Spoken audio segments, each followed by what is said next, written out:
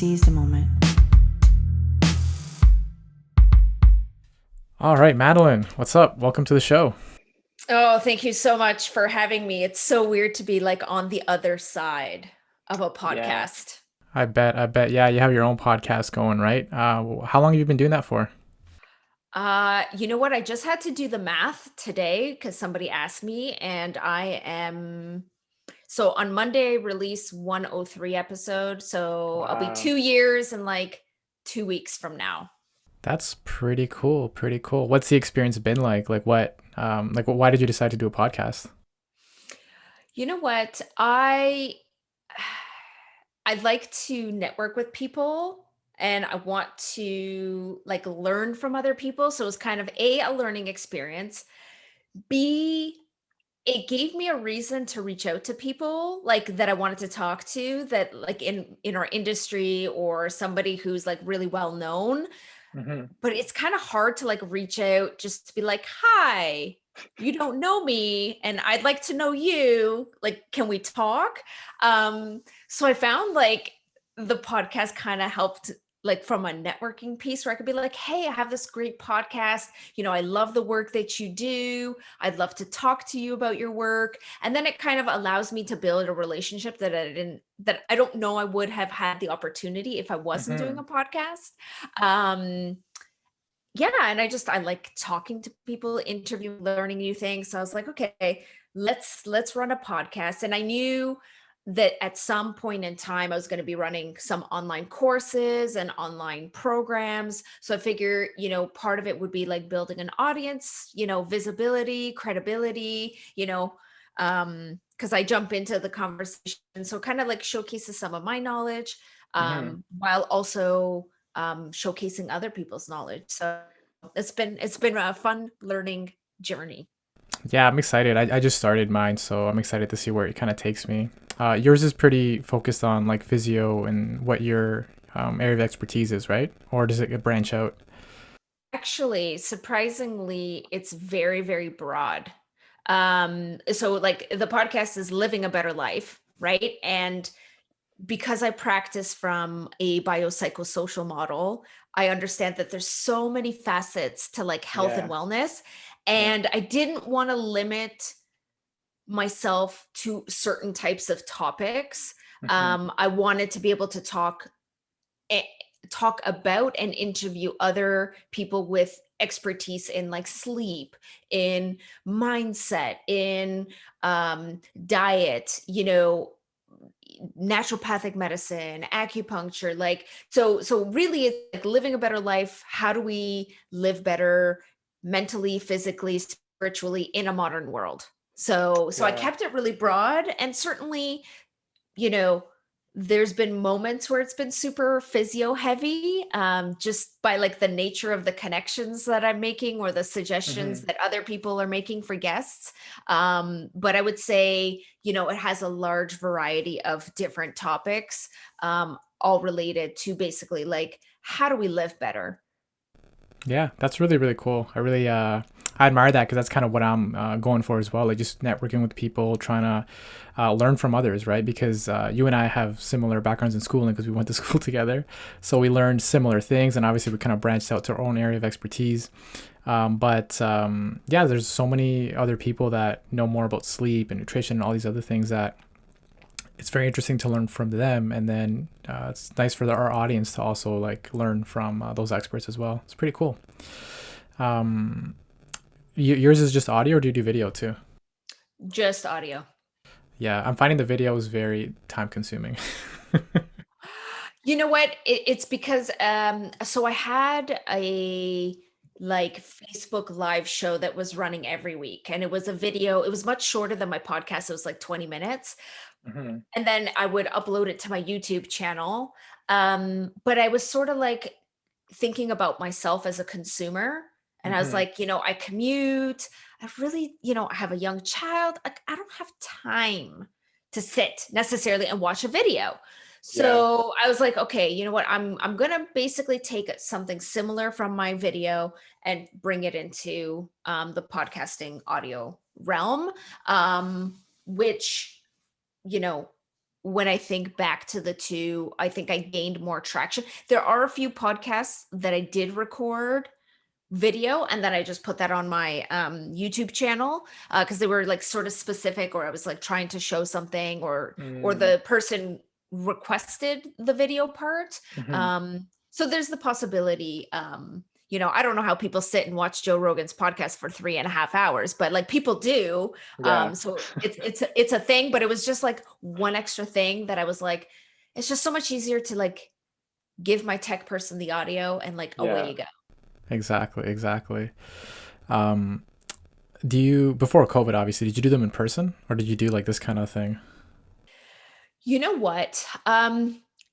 I was an avid Zoom user prior to the pandemic because I did, as like part of building my business, I did a lot of networking. Hmm.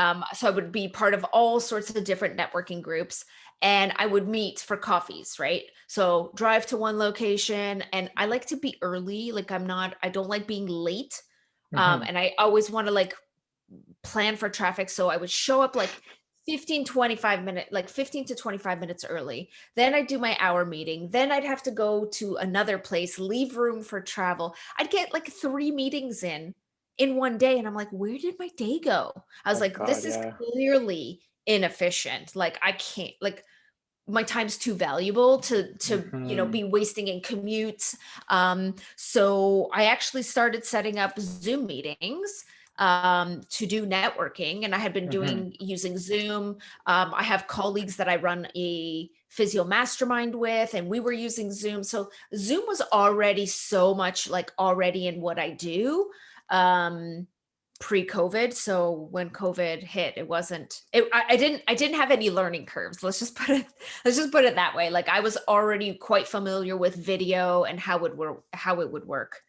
Yeah, yeah. I think like it's nice to do things in person, but like you said, like depending on how broad you want to kind of network, I hate commuting, right? As soon as I finished school, I was like, I can't wait till the day where I work and live like really, really close, like, where my home and my work are so close to one another.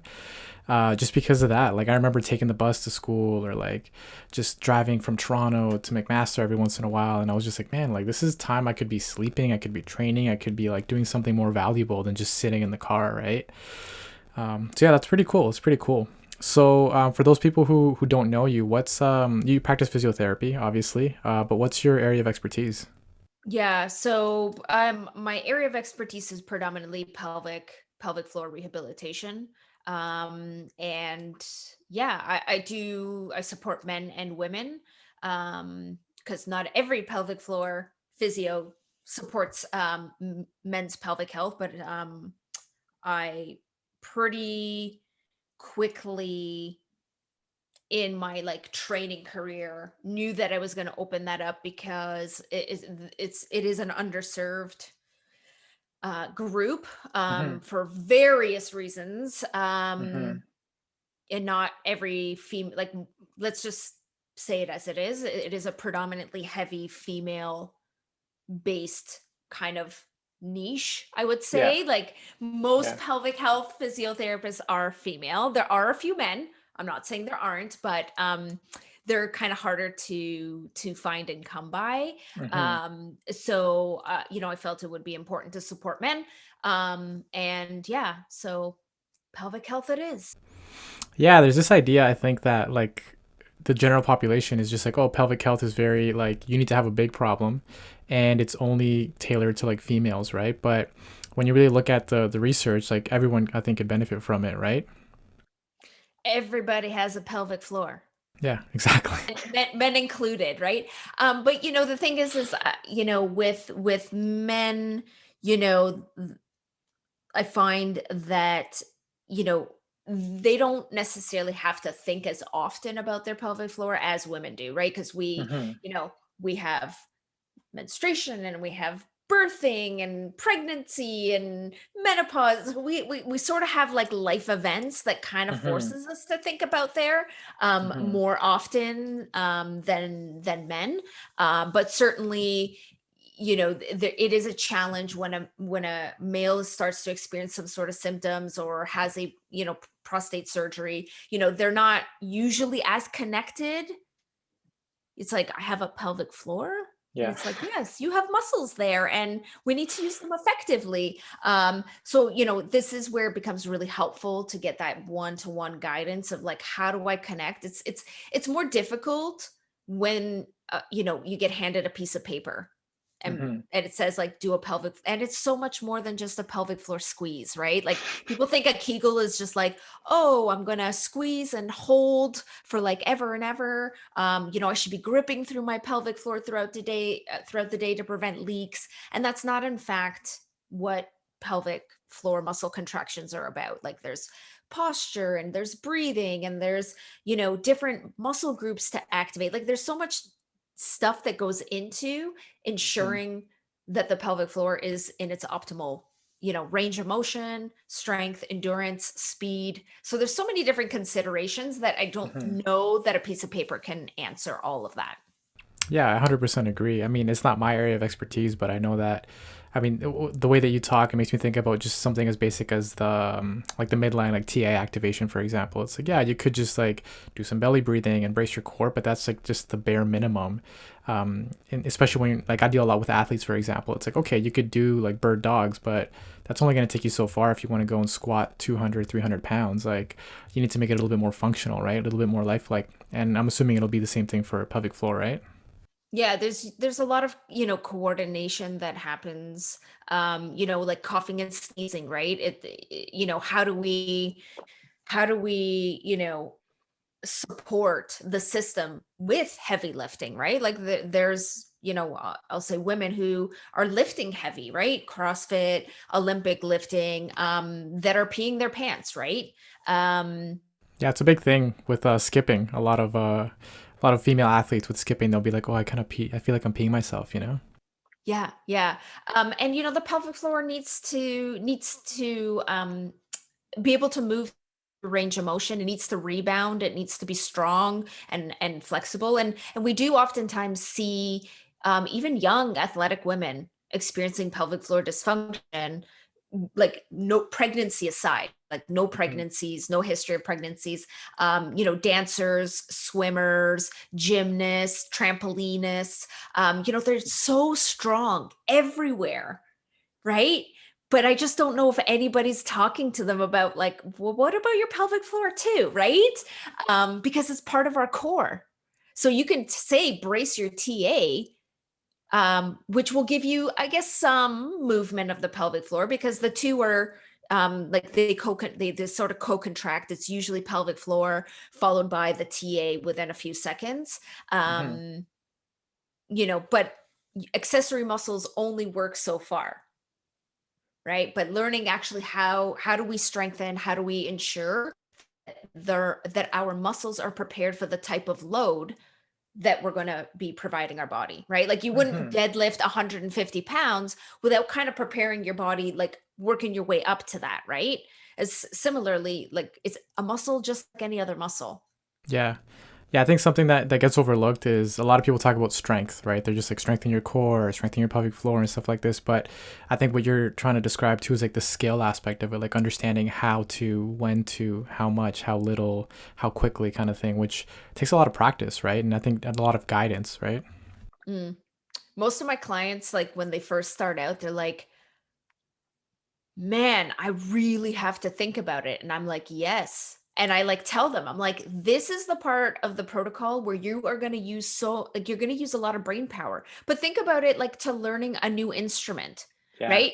You're let's say violin, right? You got this wand you got to move and you got to place these fingers on these strings. And at first you're like, okay, how do I get my finger on G? And then I got to get to B. And then you're thinking, and then, you're not using the bow very well because like your brain just doesn't, it's neuroplasticity. We don't Hmm. have the neural networks Yeah. available to handle the task right now. But we know from motor learning principles from physiotherapy that that's always the case. It's always going to be awkward and difficult to do the task. And then through repetition, it starts to get, it starts to get a little bit easier. And then it goes Hmm. into automation where it becomes an automatic muscle memory Yeah. because our brain wires it that way. Yeah, that's so funny. I use the exact same like analogies, like instruments, sports, like especially like I talk about For example, like a strong man versus like Tom Brady. I'm like, who's gonna throw the ball further and more accurate? Like, just because this guy weighs like 300 pounds and he can deadlift or squat like 500 plus pounds doesn't mean he can throw it further than Tom Brady or hit the ball further than Tiger Woods, for example, pre surgery and injuries, because it's a skill thing, right? Yeah, that's very, very interesting stuff. I wanted to ask you because obviously, like I said, it's not my area of expertise, but obviously with COVID, a lot of the healthcare practitioners had to pivot and switch over to virtual, right? So how did you find that experience, and how did your patients find that experience? Whew, that was man, that was it was a rough go. Hmm. I wasn't even in the country when the shutdown happened. Oh wow. I think my clinic closed the 17th of March in our area, and I flew back in from Costa Rica on the 18th, and then had to do my 2-week quarantine. Hmm. Um, while I'm trying to navigate like getting my staff figured out, like who's going to do virtual, what are we doing, how are we going to do it, we had to come up with consent forms. And so I think like those 2 weeks that I was in quarantine, I don't know I've ever worked so hard to get all like everybody organized. In the Yeah. meantime, while like I ended up taking one specific webinar from physical therapists in the US, actually across the world, because Anthony Lowe was on it as well, and he's from, I think, Australia, I Hmm. think. um and they were talking about pelvic health in virtual, because I was like, okay, I'm not really quite sure how I'm going to make this transition, right? Because I was like, I can't feel anything, and like I can't see anything, and I'm not sure that I should be seeing anything, Yeah. anything Yeah. specifically on video. So I was like, Hmm. how do I put this together? So I took the webinar, and it was really, really it was really helpful at the time. As I mentioned, I have a physiotherapy like female clinic owner mastermind group. And so we were all, we spent time talking. I was on other groups, like clinic owners hotline, working with, so there was a huge, massive, like coming together of like physiotherapists and clinic owners that were like, oh my God, like, how do we do this? So like it was a very quick decision. There wasn't really time to think about it. It was like, I just Hmm. need to do this webinar, figure out what I'm doing, get the consent forms, and like start calling people, Yeah. start emailing. And you know what? You have your raving fan clients, right? Your clients who really trust you, who know Yeah. you, who like that, stepped up to say, you know what? Yeah, I'm willing to try this out with you. Was I good the first couple of times? Like, as with learning an instrument, it probably wasn't great, Yeah. right? Yeah. Yeah. And so like I was offering a lot of free, right? The first, like, come, like, just try it out. and Yeah. and the uptake wasn't very, like, not many people were interested, because it was like, oh, we're locking down for 2 weeks. Well, you know what? Yeah. I'll wait I'll for the wait. two Yeah. weeks, right? And then, that got extended by 2 weeks, and it's like people were still like, yeah, you know what, but it's only another 2 weeks. Like, I'm like, I'm managing my pain. Yeah. So Yeah. I had a few, I had like maybe one or two uptake, because it was like pain was getting really, like, it was kind of disruptive. Hmm. And Hmm. then, by the third, fourth month, when it started to like look like, because we were emergency care until June, so Yeah. most of the people were not falling into that category. So I was working in clinic, and then in between doing virtual. um and so it started to build, like, I started to gain some momentum. I started to figure out, how do I help people connect with their own body? Yeah. And it was really, so people were reporting like better outcomes. They were like actually getting better. They they were enjoying the convenience right? I didn't have to drive anywhere. I didn't have to expose myself. I didn't have to Mm-hmm. do all of these things. I just signed in. You were there. We did our thing. And then I just went on with my day, right? So, what would have been, 30 to 45 minutes in clinic plus commute time, an hour and a half of your day now went down to, well, we have a 30-minute visit. Mm-hmm. So yeah, I mean, it was hard. It was hard in the beginning because I needed to build my confidence. And I'm so grateful for those early adopters who were Yeah. willing to give me the chance to like learn, and I gave away a lot of free stuff. Yeah, I think everyone or a lot of people went through a similar experience. Even like I'm thinking of myself too. Like I had a little bit of a head start with Zoom because I had one patient who I'm really grateful for. She kind of jumped the gun. She had a cottage up north, and early March she was like, "Hey, I'm gonna go up with the family. I don't know when I'm gonna come back." And she's like, "Have you ever offered virtuals?" And I was like, "No, but I'll look into it." So I started doing it early March with this one person, and she kind of helped me learn a little bit. But similar experience when like the lockdown happened, like same thing. I offered a couple freebies here and there, and just to kind of learn. And the first thing I learned was it took me a lot longer to do a lot of the things that wouldn't take me long because, you got to figure out like, I don't know if it was the same for you, but for me, it was like place the camera here, turn your body this way, turn your body that way, do this again, do that again. And I wasn't really in the rhythm of it, right? Because in person, you just walk around the person, it's 3 dimensions, right? So same thing. It was like a bit of a learning curve, I think, and little by little, more and more people once they realize, oh, this isn't a 2 week thing. This is going to be like a long haul. More people started to like say, okay, let me give it a shot. I think I'm grateful for the mentors that I've had who've kind of taught me. And CrossFit too, actually, who taught me the importance of movement patterns and the importance of, like you put it really well, teaching the person to kind of know their own body, because the way that I practice is very much like movement based, even way before COVID, and it really applied well to Zoom and virtuals because I can teach people how to move well through the video. I found that a lot of the practitioners who were very manual based and didn't really do a lot of exercise, they struggled a lot more, right? Because now they had to pivot not only to virtual but also, okay, how am I gonna get this person to feel better if I can't place my hands on them, for example? So yeah, I mean, that's I can't even imagine doing pelvic floor physio through Zoom. So I feel like you did a great job, and I'm assuming you probably still have some patients here and there who prefer it, right? Yeah, so let's not kid. Like, once I figured out how to do virtual, all my pelvic floor assessments are done virtually. I do not, I like, it's like as reserved to some very specific cases. All my pelvic floor assessments are done virtually. And then, so I actually practice now in a hybrid model.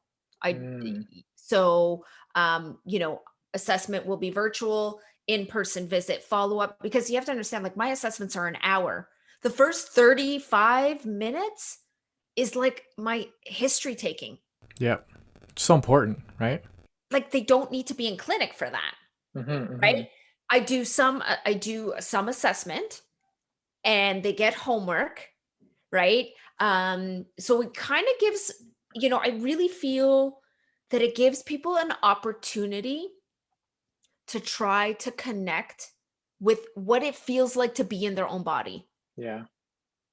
Right. And so, yeah, they're going to struggle a little bit. They can be like, what do I actually feel? I want that because if we talk about learning an instrument, I need that neural connection. I need Mm-hmm. you to sense your own body from within. So I'm Yeah, actually giving them that opportunity to get to know their body I for love one that. week, right? Like we're talking about self-efficacy, right? We know that building a client's self-efficacy, their ability to feel like they can take care of their own selves and can Mm-hmm. like function despite whatever might be going on, has huge success outcomes. So especially when pelvic floor, if I can help you kind of get a sense of like, even if you get a glimmer of like how it moves down there, boom, you build your awareness and then we build, right? It's just like figuring out where to put the fingers on that violin. And then you come in and the coach says, okay, let's see how you've been practicing. Now I'm going to give you feedback. Oh my God. And, Mm-hmm. a lot of times my clients are like doing it right. They just Yeah. didn't have the confidence. And then when I'm like, when I tell them, "Y- what you think you are doing is in fact what is happening. You're doing Hmm. awesome. Okay, here are the areas we need to work on." And so I actually have the ability to progress them on that second visit so they get confidence, they get feedback, reassurance. We might look at a couple of extra things, and then I may do a in-person follow-up, or I might say, you're now like predominantly exercise based. We're going to be doing virtual visits for a period of time because strength training takes, Hmm. 4 to 6 weeks, Yeah. right? So there's no sense in them coming in. So I have I set them up into a specific exercise protocol that we do that is done virtually. Hmm. And then they follow up with me in person 6 weeks so I can reevaluate. Where's your strength at? Where's your endurance at? Where's your speed? What are your symptoms like? And so I really appreciate that. And, I work with, new moms and they got babies, Yeah. right? And some of them don't feel comfortable coming to the clinic because they have their baby. Yep. There's childcare problems, right? Like I don't have a problem if they need to feed their baby while we're on a session because they're crying. It's okay. Yeah. It doesn't affect me. I can still talk and teach and do whatever. Or, if baby wakes up from the nap, you know we can pause, so Hmm. it's so much more flexibility, especially for my new moms, um to um do what they need to do without spending so much time again in that commute, dress baby, pack everything for Yeah. baby. Yeah, so right, like it's a time Yeah. saver. That's awesome. I think all that success you've had just shows how good you are at what you do. Like it just sounds like you really know what you're doing, and you're really having a very thorough, well-rounded approach. I think that's very cool. Yeah, I was gonna say, like, my studies are like, lifelong learner, total McMaster grad, like, Mhm. you know, constantly looking, and I look to other professions as well to gather information and knowledge that is relevant, for pain neuroscience. Mhm. So I do a lot of studying about like the nervous system. So, like I said, the biopsychosocial model approach is very, very well positioned for virtual care or a virtual hybrid model Mhm. Mhm. because I 100%. don't, I have clients who are so painful that like I can only light touch them. Well, what if I could just teach them how to do the techniques to themselves and feel confident that they're not injuring themselves? Like, so yeah, it's been really, it's a skill that I'm really happy that I have been able to hone. Awesome. All right.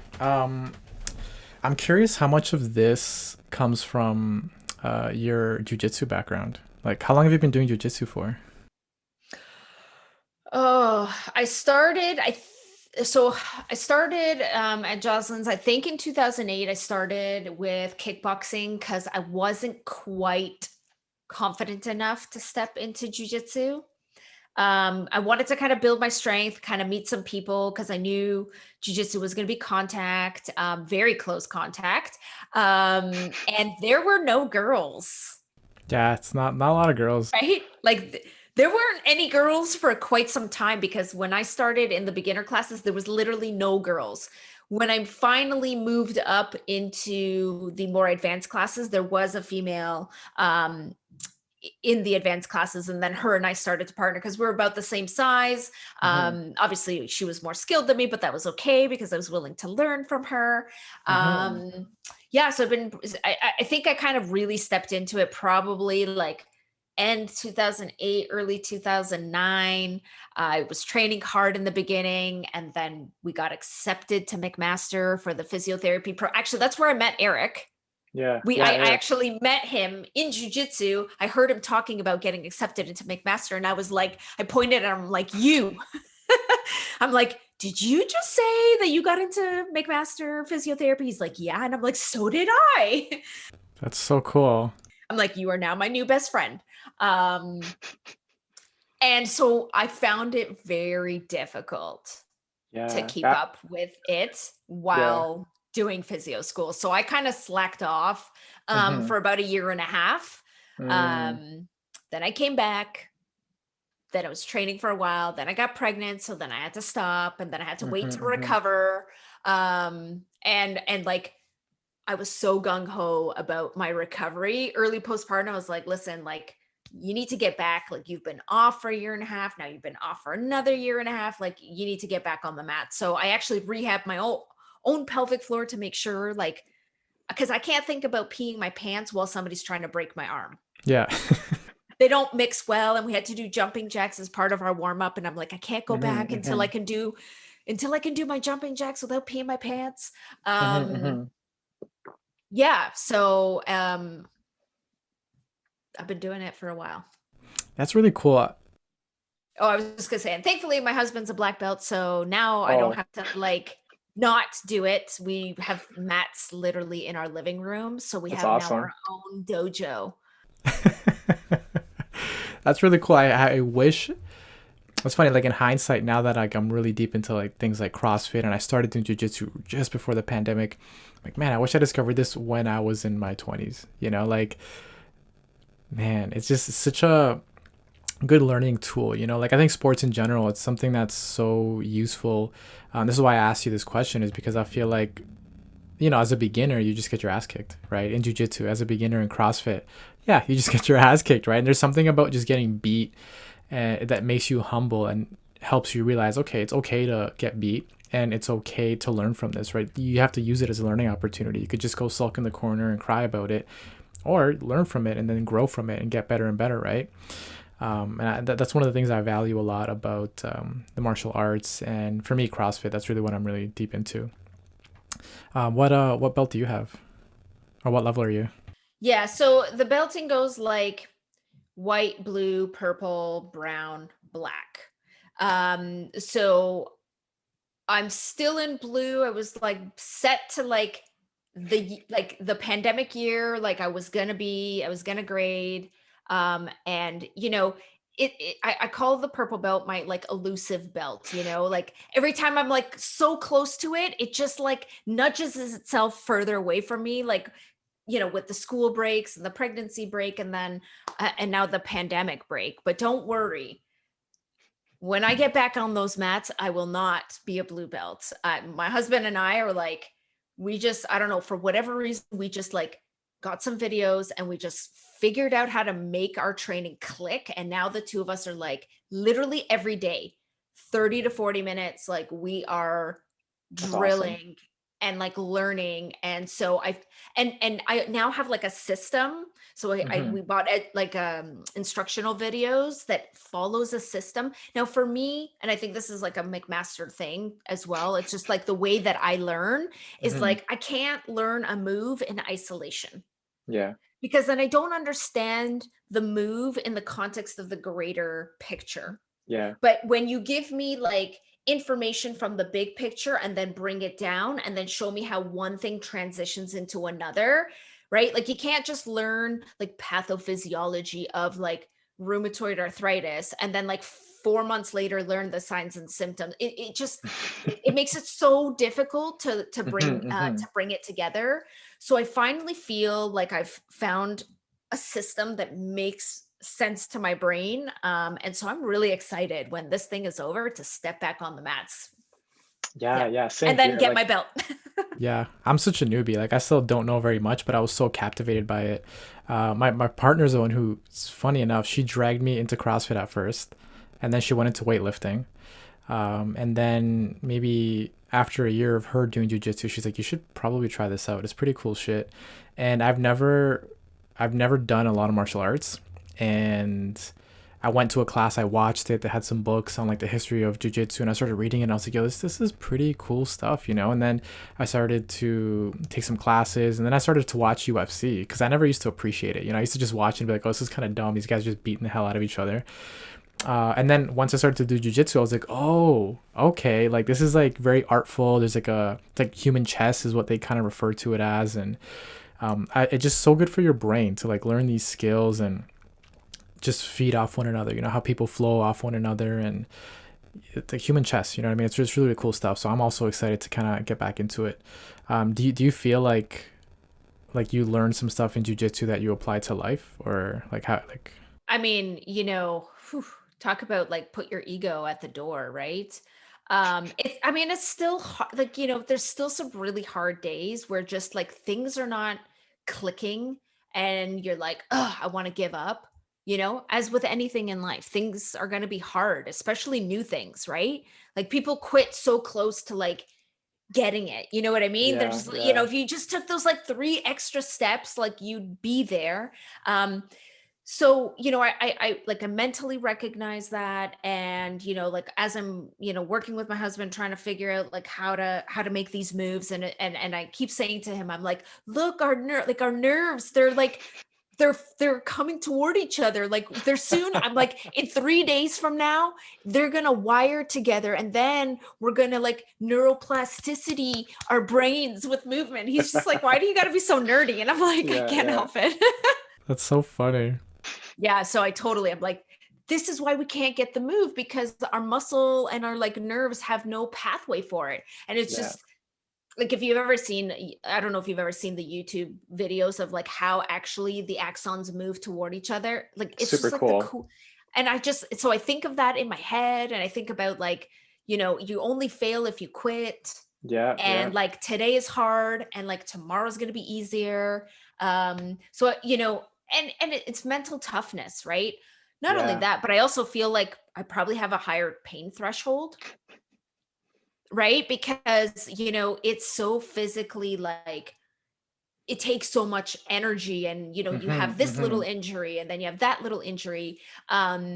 So I find that I'm like, I don't stress about the injury. Like I've been nursing a tendinopathy in my shoulder, and I'm like, yep, it's there. And then I'm like, Yeah. doing my exercises, and I'm like, yeah, it hurts, but that's because there's a tendonitis there. And I'm like, okay, like dig in there and like work out the scar tissue and like Yeah, stretch yeah, it out yeah. and like strengthen, and like now it's better, right? But like Yeah. I didn't stop jujitsu. I just made sure I didn't do moves that would irritate it. And so like I didn't put like an emotional attachment to it. It was Mm-hmm. just like, Mm-hmm. yeah, okay, well, this is what happens. Stuff happens. And Yeah, you're gonna 100%. rehab it, and then you're gonna get better, and then you're gonna get back to it. And like, so yeah, so it has, I think, a lot of different benefits to doing martial arts. Like you said, mental toughness, physical toughness, Mm-hmm. cardio, dancing on Yeah. the ground, um, right? Brain Yeah, you meant development. yeah, you mentioned that neuroplasticity thing. I think that's one of the reasons why I do physio is because when I was in school, I actually started in business. Yeah, so my guidance counselor was like, "Oh, you should do engineering. You're good at math." Because I had no idea what I wanted to do, and I was like, you know what? I'm good at math, but I think I'm done with math. Like, I don't want to do anymore. Like, it's hard enough at this point. I can't imagine it like how much harder it's gonna be. Because my mindset when I was younger was terrible. I used to just dream of like this land of like no obstacles, which I think is ridiculous now. But then she said, "Why don't you try business? It's easy math." And I was like, I looked at some of my classmates, compared their grades in calculus and business, and you would see calculus here, business here, and I'm like, I never took business, but my calculus grades were pretty good. So I was like, cool, sure. So I went to school of business and tried it out. I wasn't really motivated, and I don't know how it was with you and your parents, but my parents were always like, oh, go be a doctor, go be a lawyer. So I was like, all right, I guess I'll try the doctor thing. Started doing anatomy, physiology, I started doing kinesiology at York, and I was like, man, this is really cool stuff. Like biology, physiology, the way the brain works and everything. It was just so fascinating to me at the time, and it still is. So yeah, when you just talk about the way that the nerves just kind of move towards one another, it's amazing. It makes me think about like the whole like the universe, and how we are like the what Neil deGrasse Tyson says, like we are our own little universe kind of thing. It's just blows my mind. So I love that you think like that and you apply that to what you do, because I try my best to do the same thing. Yeah, it's super cool. I wanted to ask you about starting your own clinic, because you were saying that, well, when we talked before, you had mentioned how before school you were helping your father run a clinic. Mhm. Yeah. Yeah, so you had some experience with it. How long were you doing that for? Well, I mean, I was helping my parents on and off since I was like 15, 15 Wow. years old. So I really started working, for the physio clinic, like, started like reception, that kind Hmm. of job, 2003. Um, and then from doing reception, I moved into like the billing department, and then I moved into a management role. Then in 2010, I was actually in a lease negotiation to open a physio clinic before I even got accepted, like before I even got accepted to school. And like, thank God it fell through, because I don't know how I would have been like able to like do that stuff and like be in school. So Hmm. thankfully the universe, like as you said, the universe has, the universe is magnificent in its ways, and the deal fell through. Hmm. Um and yeah, and then I ended up getting accepted into physio school. And then in 2014, my dad was like, so we're about to sign a lease for a place, so you should probably go talk to the bank. I was like, what? I think that was like in June. He was like, yeah, I'm already in negotiation. So now backstory, like my dad, we have this like Italian bakery by our clinic that my dad would go Hmm. there like almost every day and talk to people there. And he knew one of the gentlemen there owned a plaza close to mine. And for 14 years, he was Mm. bothering him like, when you get a spot open, I want a clinic there. When you get a spot open, I want a clinic there. And like, it just so happened that M&M Meat Shops was shutting down there. And he Mm. came to my dad and he's like, Mark, I have a spot available. Do you want it? And he just said yes. Awesome. And then basically was like, here you go. I was like, I don't know what I'm doing. He's like, I will help you. I was like, okay. And like, this is, we're at a school, like we graduated, what, 2012. 2012. Yeah. So, I'm still like, I'm like a year and a half in, struggling to figure out like how to like be a physio. And like now I got to struggle to figure out all the business stuff too. Yeah. Anyways, sometimes things get thrown into your plate. Like if I had sat there waiting to be ready to do it, that would be never, Hmm. Hmm. right? Like people say it all the time, like there's no perfect timing, Yeah.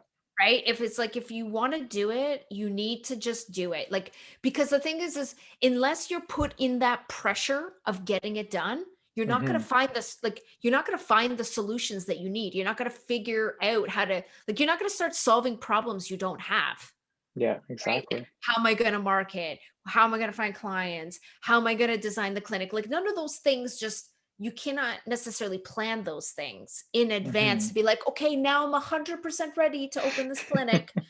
You just, you make the decision, I'm going to do this. And then you hustle to figure it out. Hmm. Yeah, it makes me think about like the fitness side of things, right? Like when, you have people that say, I want to be a little bit more fit before I try this thing. It's like no, you can just jump into it, be smart about it. But, everyone has to start somewhere. You can't like you said, you're just never going to be 100% prepared. I think we can do the best that we can to put as many cards in our favor, but then you have this thing called life that just throws curveballs at you. So no matter how prepared you are, you can never be 100%, right? Like pandemic, insert pandemic here. Yeah. Exactly. That was like, never on a grand scale did everybody's like life, rugs get pulled out from underneath them. Like we all collectively, Hmm. fell down together, right? And there was no preparing for that, right? And you just had to find solutions. Like every single person had to like find a solution. 100%. Yeah. So, and like now, I think there are things that are not going to be the same. Yeah, definitely. Not And that's, necessarily in a bad way, but like, yeah. And I think just you speaking about the whole virtual pelvic floor physiotherapy just it kind of proves that, like you found a nice hybrid model that works for you, works for your patients, and it's quite valuable, right? And like I think some people who do similar things just won't go back to the old way, right? Because there's so many perks to that, especially in certain populations, like you mentioned, new moms, right? Like they're busy, right? So for them to jump in a car and commute, it's like, no, I can just sit in my computer and then only go in when I really need to, right?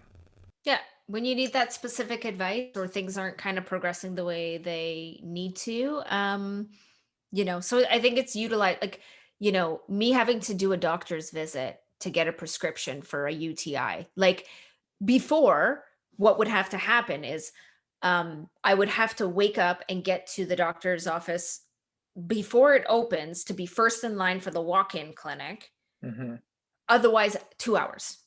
2 hours I'd be sitting in that doctor's office waiting just to get the prescription for the UTI. So I got stuck. My doctor's office was closed. I couldn't even call for a virtual. So I got on my phone, downloaded an app for doctors, like picked a time, and then they video conference and we talked about it. And she's faxed my prescription to the pharmacy, and I went and picked it up, like literally, like all that happened within a 1.5 hour, Yeah, time period. Right. And that's I was like, crazy. never again will I sit in a Yeah, walk-in clinic waiting for 2 hours. To yeah, me, that's just, to me, like, I have think like it's just, I'm too busy, like, but when you have no choice. But yeah. now I have a choice. Now there are apps where I can contact the doctor like 24/7 if Mm-hmm. I'm in trouble, because I wasn't going to go, like, I literally, because this was during the pandemic, I'm like, what do I do? My doctor's office is closed. Like, what if this gets worse? Then I can't treat my patients. What am I going to walk into a merge Yeah. for for an antibiotic? You know Yeah, what I yeah, mean? yeah. So there's, like, my stepbrother's super tech savvy. He's like, here, try this one. So I tried the first one. It was like, it was too sketchy. And then I tried one from Telus. So Telus offers, Tell us. Yeah. has a Babylon or something. And it was Mm-hmm, just like, mm-hmm. it was easy, but it was a little, like, I was a little confused of how, like, the phone call worked. Anyways, it ended up working out. And now that I know how it works, it's like, this is like the greatest thing since sliced bread. Nice, nice. All right, so we talked a lot about pelvic floor, jujitsu, your clinic. You mentioned your YouTube channel. What's the name of your channel? Well, it's under just my clinic name, Eco Physiotherapy, ECO Physiotherapy. Yeah, I started that when I was pregnant. Mm-hmm. Um, because I was like, well, I guess I should make some pregnancy related videos, and like, it's now or never, because of course, like, at that time, I wasn't really confident enough to put myself out Mm-hmm. there, Mm-hmm. because people are going to see me. What if I say it wrong, or like, I'm going to be judged. But then I was like, I was like, okay, you're just going to need to get over your damn self. You're going to make the Yeah. videos because it's going to help somebody. So like, I tried to just be like, just 100%. get over yourself, put the videos out. This is your opportunity. Like, who knows if you're going to have children after this, like, get the information out. And so, yeah, so I started off with like a pregnancy series of videos, then I added in other exercises so I could send my clients, like, here is a video. And now it's working perfect for virtual, because it's like, Yeah. okay, in case you need a reference, like, here's my YouTube link, here's a video I want you to see, Nice. that uses like my language and the way I like to describe it and show it, right? um yeah, so I got over like 100 videos. And yeah, Nice. sometimes I'll, like, have unlisted videos. Like, if I need to, at the end of our call, if like a client's like, I'm not sure, can you like make me a video? I was like, yeah, I'll just bust out There's my a phone, make a video, and yeah. like send them the link. Nice. Yeah, I'm really grateful for one of my mentors. He had mentioned like when I first started working at the clinic I'm at now, we used to like send links of other people teaching things, other people doing exercises. And I think you put it really well there when you said the language that you use, right? So I think it's really nice and valuable for a patient to see us like in person or virtual, and then we send them a video and it's us describing what we need them to do. It just meshes together so much better because everyone practices differently, right? So if Bob has a video on whatever pelvic floor and muscle activation there, like Bob might use some different terminology compared to what you use, right? So that's really cool. I'm really happy. I'm really excited to look at that kind of stuff. Where's your clinic located? I'm in Mississauga, southern Mississauga, like major intersection, Mavis and Dundas. So I'm like 2 streets over. Nice, nice. And if people want to session with you, how do they do that? Oh, yeah. So probably the best way is to go to our website. It's ecophysio.com, ecophysio.com. And then we have a booking tab, and you can submit like what you're looking for. So if you're looking to see me, like, you're selecting pelvic floor physio, because that's what I do. If you want orthopedics, we have other physiotherapists that would, like, if you got a shoulder or low back or like a knee problem, I have other physiotherapists who do that. As like I mentioned, I'm pretty much pelvic health. And yeah, so you can submit the form and then my front staff will contact you and try to find you an appointment. Awesome. Awesome. Well, Madelaine, thanks for being on the show. I learned a lot, and I'm sure the viewers are going to learn a lot, not only about you, but about pelvic floor, physio, and a lot of the other things we talked about. Anything else you want to share before we get going? Yeah, so I just recently released kind of like my 5 tips to a better birth. So right now I'm really focusing in, I'm actually in the midst of creating a foundational program to help women prepare for birth. So it's going to be like an online program. But I created like a document. It's like my 5 tips to a better birth. And so that I just officially released today, and you can find it.